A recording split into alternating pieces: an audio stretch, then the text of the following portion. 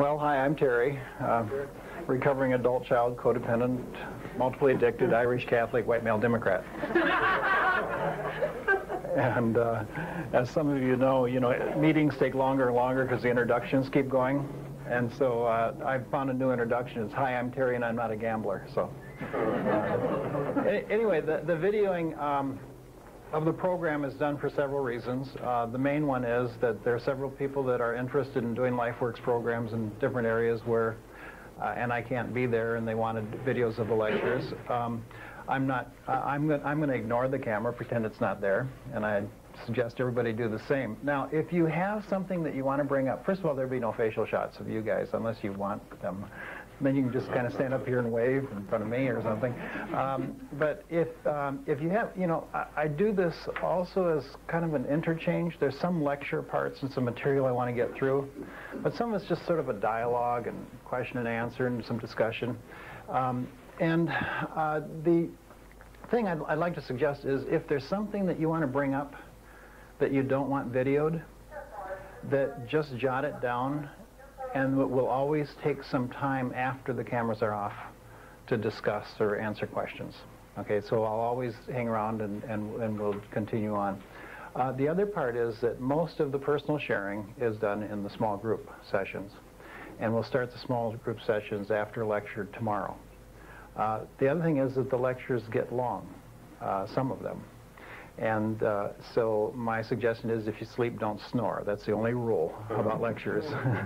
Well, there are actually a few other guidelines. But I also realize some of you aren't sure what you're getting into. And those of you that are probably wrong. So, all I'm going to do is ask you to just kind of let the process unfold. A few of you might have been through before, and so you sort of know what's coming. It's a safe process. It's a process in which we do, as John said, a lot of family of origins work. But you don't have to do just family of origins work. In fact, I think it's a waste of time to do family of origins work unless it's related to what's going on in our life now or to patterns or compulsions or something that's happening. Otherwise, it's just spinning our wheels and going over old history, which we don't need to go over unless it's somehow connected or blocking us. I think the theme for the next 4.5 days is sort of like a nothing changes until it becomes real. And that's Fritz Perls' quote. But to me, what that means is that we really can't change the pattern of our being self-abusive until we look at where we learn that pattern, until we make real how we've been abused. We can't change the pattern of self-neglect. We can't probably change the pattern of our addictions until we look at and make the feelings real that the addictions take care of and medicate. I think that a lot of therapy is a process. It's a process of taking the covert stuff and making it overt so we can make choices. Because as long as it's covert, there is no choice. Lifeworks is a journey like many other programs. You only get out of the journey what you put into it. And that's almost a cliche. But actually, I think you only get out of it what you continue putting into it. There's no such thing as a fix. Be it 4.5 day, 28 day, or an hour session, there's no fix. I think that the whole thing is just an unfolding process. And the hope is that Lifeworks will be a process where you get some connections, get some support, make some decisions, see some things on the inside and hear some things from the outside that will fit, that will help make the journey a little bit more, maybe open, maybe enjoyable, maybe healthier. And as with most programs, the process is a blend. And the blend really is of information that I'm going to be providing. It's a group experience, but it's also an internal process. And so when you enter the program, it's like after the lecture, you're still in the program. Tonight, you're still in the program. At meals, you're still in the program. And so I'm going to ask you to work the program in an ongoing way. Do your homework, do some writing, do some reflecting, spend some time with people and spend some time with yourself.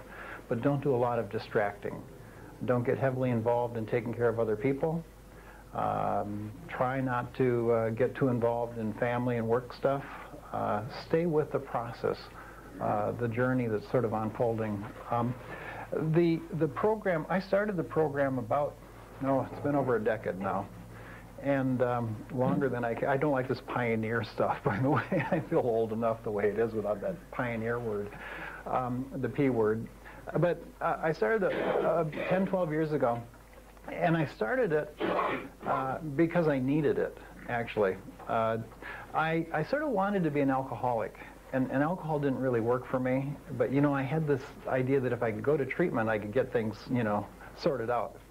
And they really weren't, you know, having other kinds of people in treatment. There wasn't treatment for codependency then. There wasn't treatment for adult children issues then. There wasn't treatment for the other compulsive behaviors available then.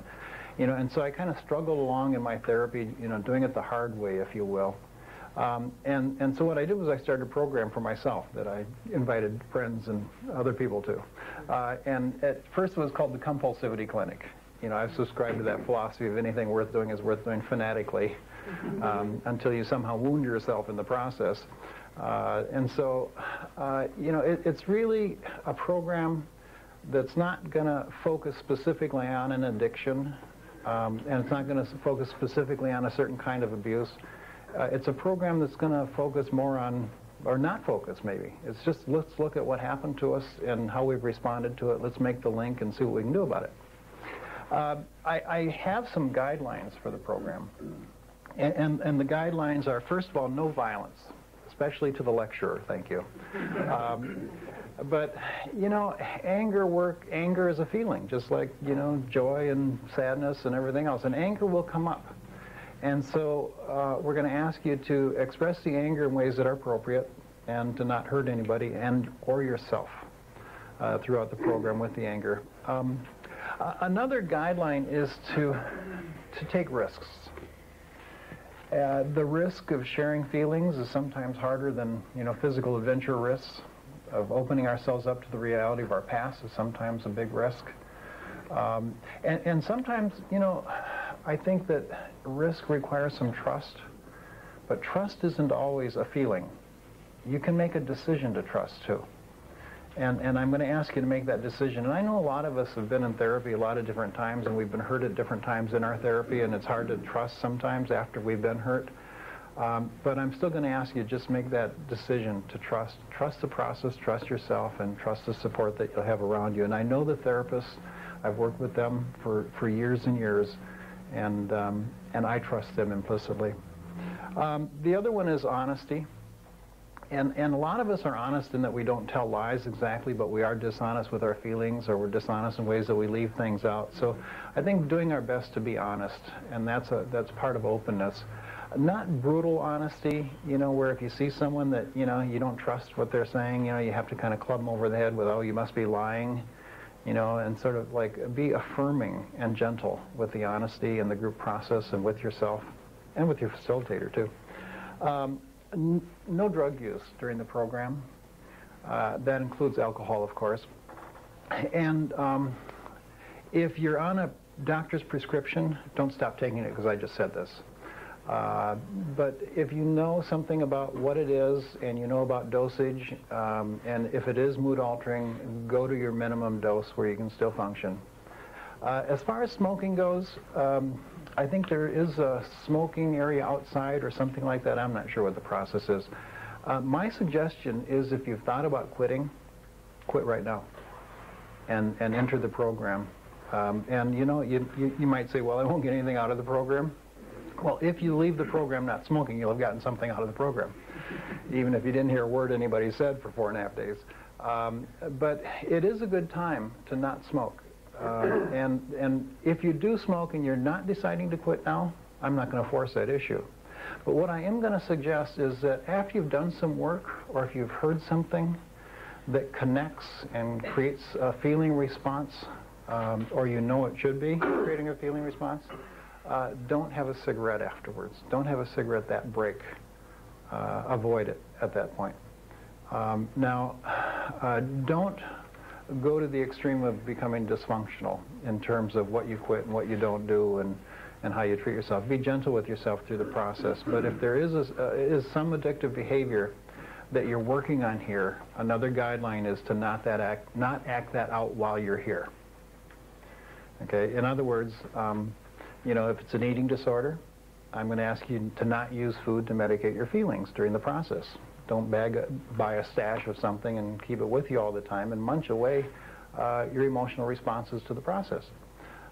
And it's sometimes a good idea, especially when you start a small group, to let the group know what it is that you're working on, what compulsive addictive behaviors you might have, so you can get some support. If it's work, you know, stay away from the business connections. If it's codependency, stay away from phoning the family. I don't know, you know what you do if it's codependency.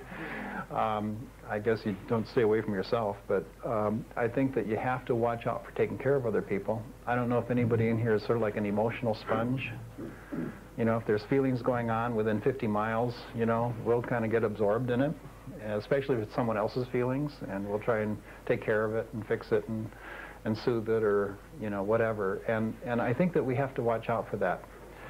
My suggestion during the program is, when you're feeling something, whether it's a feeling response to work someone else is doing or what someone else is going through, try to kind of reattach it to what you've gone through.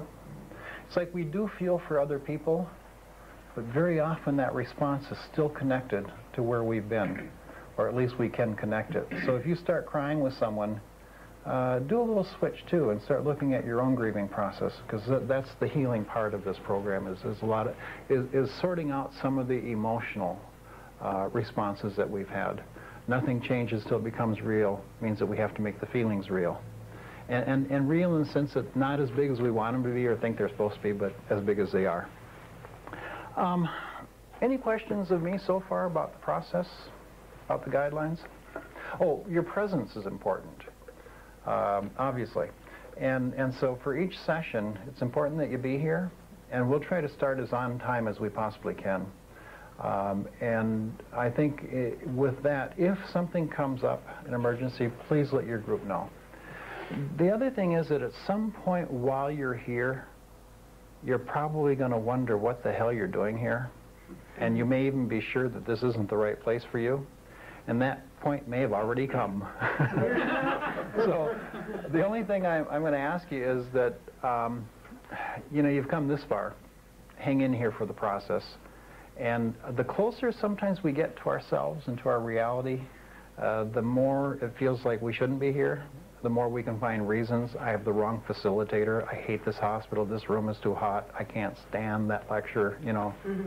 So, you know, we'll find something that will give us a reason to leave, and we can say it was that. But more often than not, it's going to be some fears about facing what's going on in our life or in ourselves. Do you have any questions of me so far? Any comments? Okay, that means everything's either clear or clear as mud, right? All right, well, we'll keep going. The program was originally called the Compulsivity Clinic, Camp Compulsivity, actually. And I said it was sort of like treatment for all the other stuff. And it was really, it began by looking at other addictive processes. And so what I want to do for the first part of tonight is I want to start talking about addiction. And I sort of have a generic approach to addiction. I certainly believe that there is a whole category of addictions that require that physiological need, that if we don't have something, that we go through a physical withdrawal from that. We get sick, we start to get wired, we feel pain. But there's a lot of other kinds of addictions that don't have that same kind of physiological need. And those addictions, I think, have been short-shifted in our culture. We haven't looked at them much. I think it was probably the gamblers that opened the door for looking at this generic approach to addiction. And GA, which first started in the 1950s, opened the door, but I think it was swung open a little bit wider by Stanton Peele, who wrote a book in the early 70s called Love and Addiction. And I don't know if any of you remember that book, you know, but I think that he realized that for some people, you know, this whole idea of being in love, I don't know, anybody in here been in love? 4 of you, thank you. The rest of us are hardened cynics. There is no such thing. Right? Well, if you know, when you're in love, you know, like colors are brighter, smells smell more intense, and you know, it's hard to get the dishes done. It's a very euphoric feeling. However, it doesn't last, and there's some reasons it doesn't last. You know, I don't think probably our culture would last if it lasted. We have work to do, you know, we have normal things that we have to go about. And so that high of love, you know, maybe somewhat ephemeral. Some people can maintain it in a relationship for quite a while, but usually it has to lessen in intensity, but some people can't let go of it. And so they fall in love again and again and again. And I think that's what Stanton noticed. Actually, he noticed it because he was reading the National Enquirer on a regular basis, and he'd read about one star who's in love and wants to just worship this person on a desert island, you know, another star, you know, and 24 hours a day. And 6 weeks later, he'd pick up the National Enquirer again, and he'd read about the same person wanting to worship, you know, the person they're in love with 24 hours, except it was a different person they wanted to worship this time. And so he thought, maybe this isn't true love. Maybe this is really an addictive process. And I think we've gone on to looking at a lot of different things, but before we look at the specific addictions, what I'd like to do is just talk about the process of addiction. And maybe starting with a definition that I like is that addiction is a pathological relationship, an unhealthy relationship with any mood-altering event, experience, person, or thing that causes major life problems. It's something that we do repetitively. It's not about what we're addicted to, it's about the relationship. It's really a relationship issue. There's nothing wrong with alcohol, and there's nothing wrong with food, and there's nothing wrong with sex and love. It's just sometimes our relationship with these things gets out of whack. If it's recursive, it has to also be mood-altering. And that doesn't mean necessarily that it makes us high. There's a lot of addictions that don't make us high. Some make us low, and some just distract us from whatever feelings we are having. In fact, you know, anything that lends us towards some relief or distraction from unwanted feelings, anxiety, angers, lends itself towards being an addiction. An example is like, I hate anger. Well, for one thing, it always makes me mad, you know. So what I do when I'm angry then is I tend to eat. I eat my anger. You know, that way that tight jaw becomes a munching jaw and the tight gut becomes a full gut, and I'm sort of disconnected from the anger. But let's say that I'm in a relationship and I'm having this conflict. And I keep withdrawing. You know, every time I'm angry, I sort of withdraw the refrigerator. Of course, I watch the refrigerator where some people watch TV. You know, I don't watch with the remote, I watch with a fork. But, you know, and I watch with a fork because, you know, things have less calories when you take them one fork at a time from the refrigerator. But anyway, while I'm eating my anger, and incidentally, that's also part of an issue we call passive aggressiveness. Anybody familiar with passive aggressive? Like when you're angry, you withdraw, you go away, you shut down emotionally or physically. Like the big dog with his paws on your shoulders, licking your face and peeing on your leg at the same time. That's passive aggressive. So when I'm angry and I leave to eat, now when I'm leaving, what's happening to the conflict? Is it increasing or decreasing? Generally, it will increase, of course. In other words, I leave my anger with the person I just left. So they have their anger about the conflict. They have their anger about my leaving. You know, and then they have the anger that I sort of dumped and left.